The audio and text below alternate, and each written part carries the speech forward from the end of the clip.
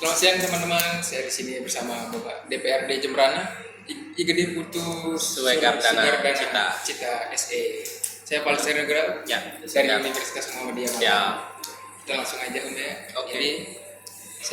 Jadi kita tahu sendiri lah Om bahwa zaman sekarang ini citra DPRD itu atau DPR di masyarakat itu mulai jelek lah. Rasa kepercayaan masyarakat itu mulai menurun. Lalu yang ingin saya tanyakan di sini itu apa sih upaya partai dalam menghasilkan kader yang bersih dari KKN untuk supaya memperbaiki citra DPR untuk meningkatkan rasa kepercayaan masyarakat terhadap DPR? Ya. Langsung nih. Langsung aja. Oke, Paldi. Jadi terima kasih sudah diberikan kesempatan untuk menyampaikan tentang situasi politik lah katakan kepada anak-anak muda. Ya. Jadi saya pun apresiasi anak-anak muda sekarang ada ketertarikan terhadap dunia politik, walaupun notabene itu adalah kepentingan kampus. Tetapi harapan saya bisa menjadi referensi sehingga menjadi bekal ke depan bagi anak-anak muda kita. Jadi berkaitan dengan partai politik posisinya untuk memberantas korupsi atau KKN lah istilahnya. Jadi saya meyakini bahwa semua partai politik pada umumnya itu pasti memberikan pemahaman atau pendidikan kepada kader-kadernya. Nah, sementara saya sendiri di PD Perjuangan sangat bersyukur sekali karena di PD Perjuangan itu sangat disiplin. Kemudian kita juga ada banyak sekali program terhadap kader-kader. Contohnya kita punya pendidikan kader yang berjenjang dari yang pratama, kemudian madya, utama. Jadi yang pendidikan kader yang pratama itu dilakukan di masing-masing kabupaten. Kalau di partai di PD Perjuangan istilahnya adalah DPC. Kemudian pendidikan kader yang madya itu dilakukan di provinsi. Kita sebut dengan DPD. Kemudian pendidikan kader utama itu dilakukan di pusat yang diselenggarakan oleh DPP PD Perjuangan pusat.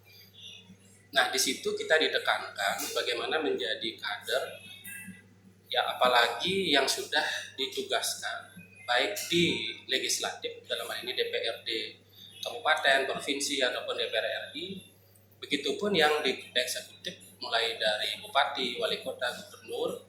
Itu kita ditekankan untuk tetap menjaga ideologi Pancasila sebagai marwahnya PD Perjuangan, yang tentu kita juga harus menjaga diri untuk bersih dari korupsi.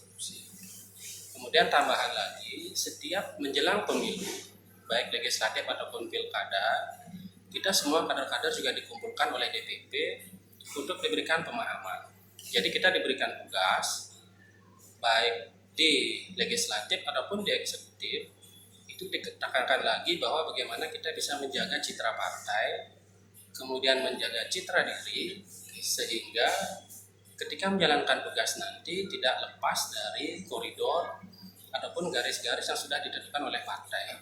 Tentu tujuan umum partai itu kan membentuk kader untuk ditugaskan di legislatif dan di eksekutif yang muaranya adalah nanti untuk kesejahteraan masyarakat, bukan untuk memperkaya diri sendiri ya.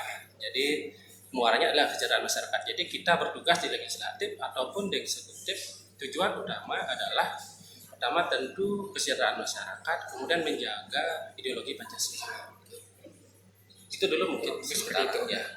Mungkin tambahan untuk misalkan ada kader yang ketahuan atau diketahui lah oleh masyarakat dari partainya itu sendiri melakukan sesuatu yang kayak contoh korupsi dan sebagainya. Itu apakah ada kayak konsekuensinya atau teguran atau seperti apa gitu ya? Pasti ada.